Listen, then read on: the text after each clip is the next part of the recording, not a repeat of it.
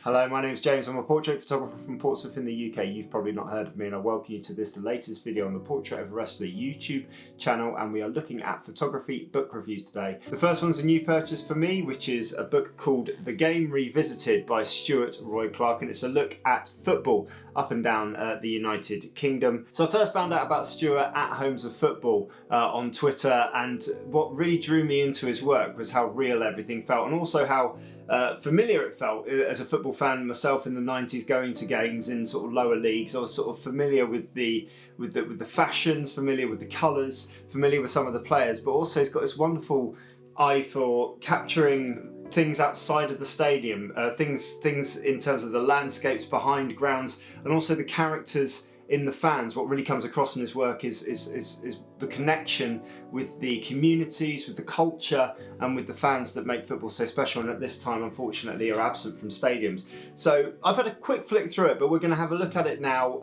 and just sort of maybe take a deep dive into 4 or 5 of the images in this book, talk about them a little bit, and just give you an idea and a feel for what the book's like.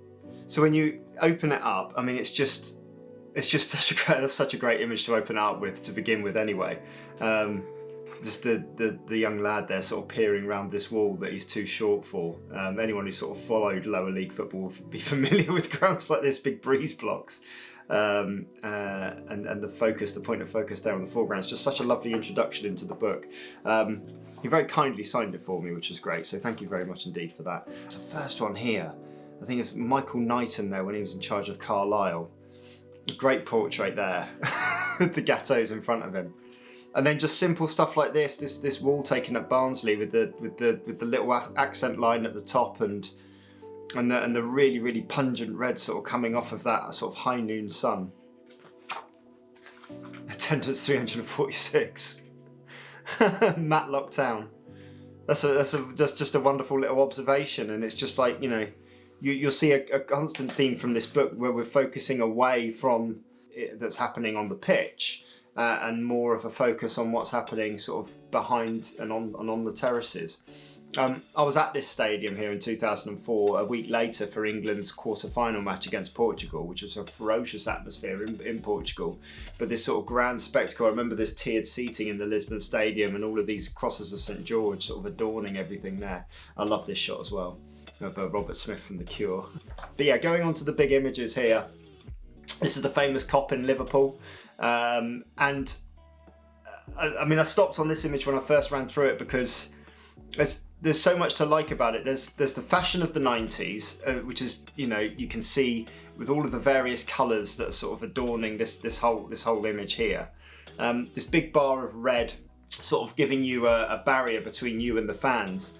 And then when you start looking in the image, it's obviously been shot at a reasonably slow shutter speed. Some of the faces here are in motion, which gives you that, particularly this one right in the middle here, which gives you this feeling of motion on the terraces, which in the 70s and the 80s, of course, it did. It had that sort of motion. You don't have that with the all-seater stadiums anymore. So when you used to be able to stand, you used to be able to pick your spot. But the Kop famously had this terracing behind where fans would move in and amongst each other. Changed obviously for the better, for safer stadium, but this is a real throwback. But what I love about this is just all of the faces, the engagement, and the fact that there's so many fans that are looking at the camera. There's this obvious engagement in the foreground between these 3 young lads, but then just the little looks into camera from certain people, off camera this way, and everyone looking in different directions. It's just so compact, it's just so enduring, and your eye darts around from face to face. Even up here, there are little faces up here where they're sort of looking towards you, a little turban here just at the top, and it's just so appealing, just as a sort of like historical document, I suppose, of how the Kop was before all-seater.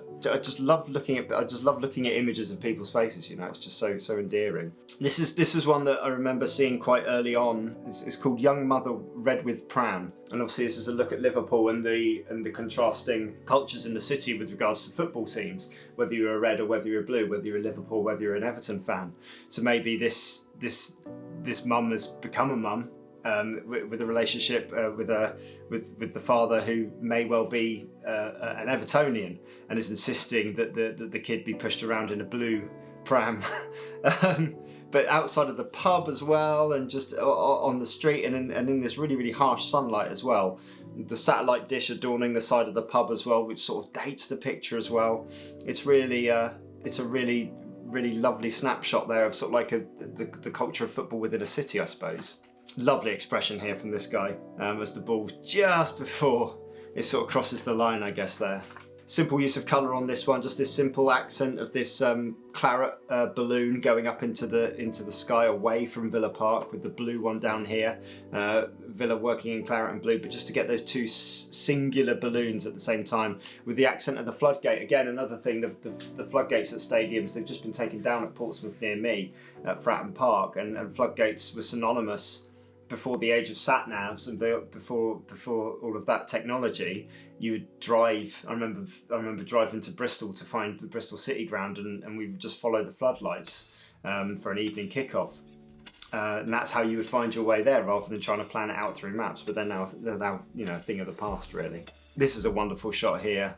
So this one here, splattered claret leaves the table from Burnley in 1991, and this is an image almost more synonymous with rugby. He looks absolutely shattered, he looks drained, but the stare is right through the middle of the lens. Such great connection with the photographer, and with the use of the flash as well has really highlighted him against a very, very dark background, where we can clearly see that a cold, dark match has happened, but he's absolutely covered in mud and blood. The analogy of blood, sweat and tears there exemplified in this shot. The away lads, Newcastle at Ipswich. Lad with a tab on there, and then we come here with the ability that Stuart shows to really, on these terraces and at these grounds, capture something more than just the stadium and the action that's happening, and the sublime sense of timing in this instance has really made this. Yeah, it's elevated this image to an absolute work of art. You've got the action going on the pitch. As we can see here, is at the moment that a goal is scored. So a free kick's been taken, the goal is literally nestling in the corner with the players sort of reacting to it at different stages. You've got the fans in attendance crammed in there at Roker Park, the Sunderland's old stadium up there, really crammed in watching this. And the juxtaposition of the colours, the yellows and the reds of the kit, very, very sort of like, very distinctive, I suppose. Then you've got the television gantry going on here, and all the space and the elevation going on there. The accent of the Union Jack in the middle, placing the picture geographically in terms of where it is. But then you've got everything else up here, which is help telling the story of where we are. We're by the seaside. We can see an accent of the sea just at the top here. And we can see all of the terraced housing, the old floodgate going up into, it's cut off, it's beheaded because it's so tall, it's so big, it's so gigantic. And you've got all of this terraced housing just where all these football stadiums used to be part of the communities. Now they're more or less part of retail parks, but these used to be part of the community. I think the last one I went to that was like that is Brentford in London, or Griffin Park. You don't see it from a distance because it's literally built within the houses, and that's the feeling that you get here.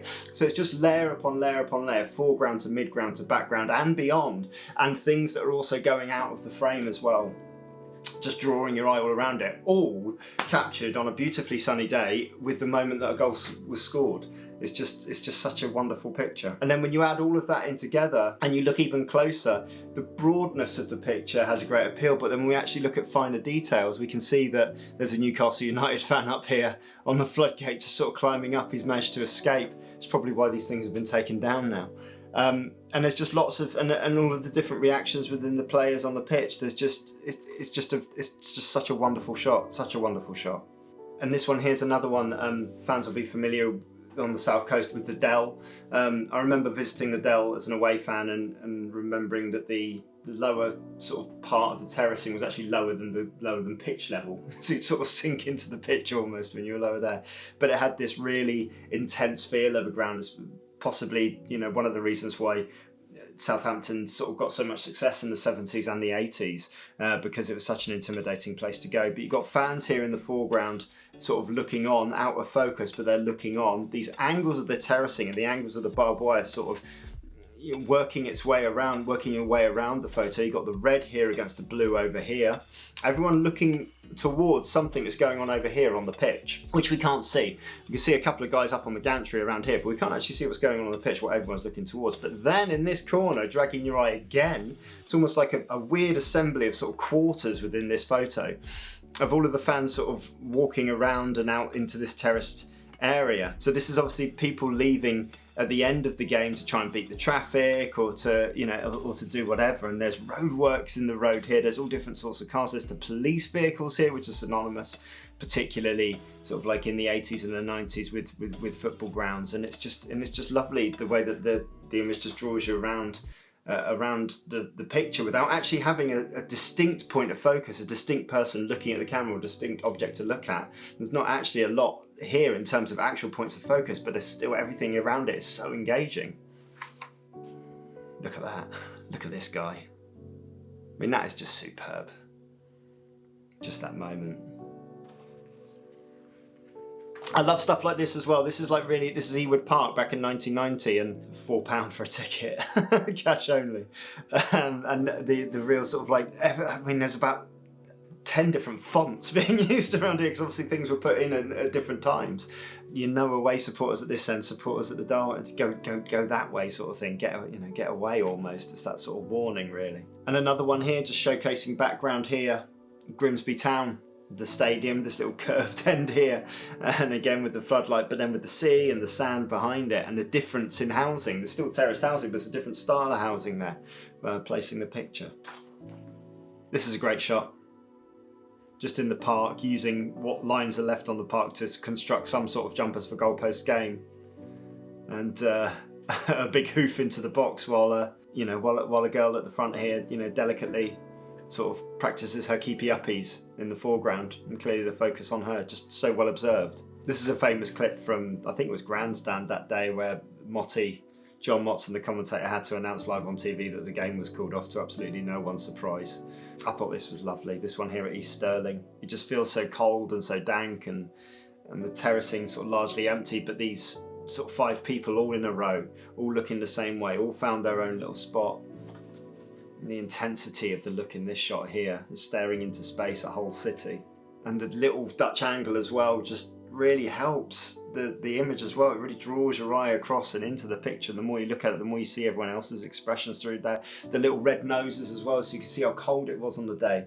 Yeah, the things we put ourselves through, or used to. This next one here is just, I mean, again, looking at the scenery here, you got this one here at Huddersfield Town, but this one here at Hibs Ground, all of the green floodlights, the green seating, the green pitch and everything, just with Edinburgh behind, you know, and with the mountains behind. A little bit of terraced housing just up here, 3-storey as well. So again, different style of housing as well, placing where it is in the country. But again, this absolute scale of these mountains and hills behind, just beautiful.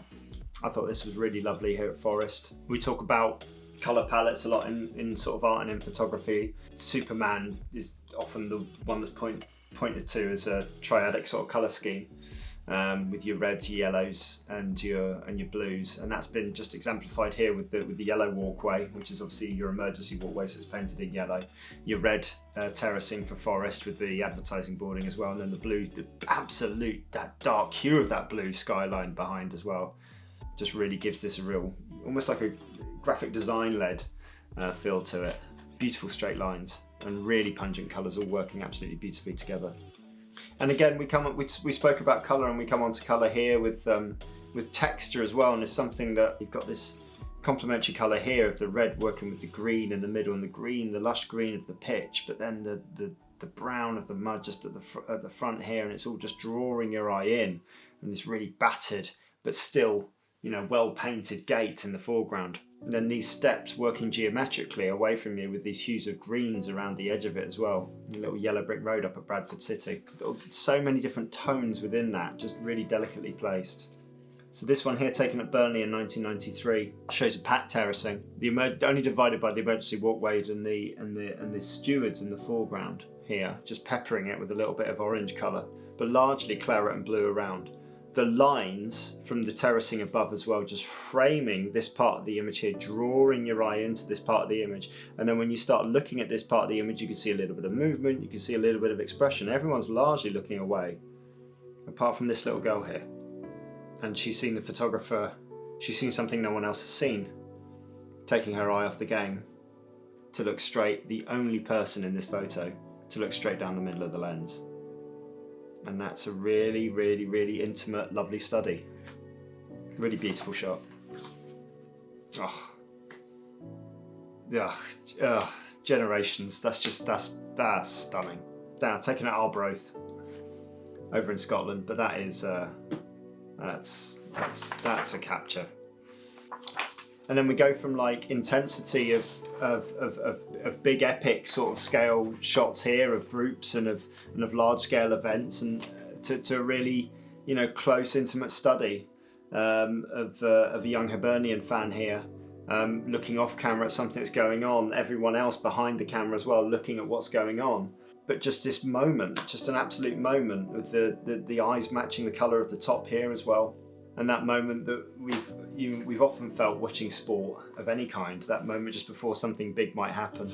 And you go to Bradford and you have reactions like this, and you know, sport's just such a fascinating thing to indulge yourself in and to capture.